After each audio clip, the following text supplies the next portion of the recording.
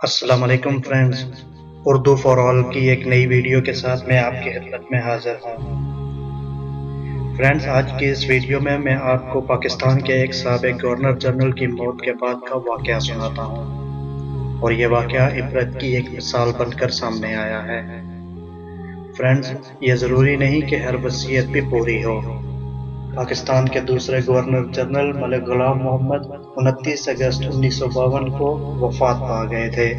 ان کی وصیت کے مطابق انہیں سعودی عرب میں دفنایا جانا تھا، لہٰذا انہیں امانتاً کراچی میں سپرد خاک کر دیا گیا۔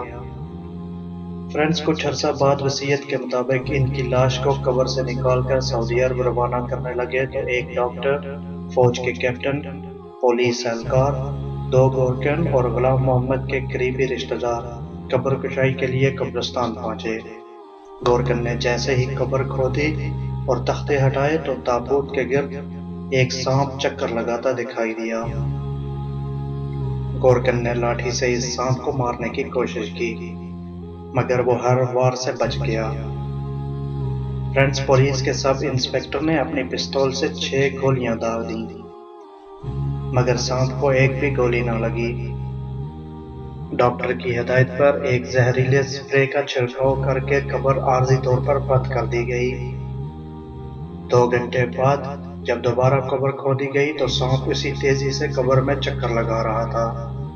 چنانچہ باہمی صلاح و مشورے کے بعد قبر کو بند کر دیا گیا، اور اگلے دن ایک مشہور اخبار میں چھوٹی سی خبر شائع ہوئی جو کچھ یوں تھی کہ سابق گورنر جنرل غلام محمد کی لاش سعودی عرب روانہ نہیں کی جا سکی اور اب وہ کراچی میں ہی دفن رہے گی۔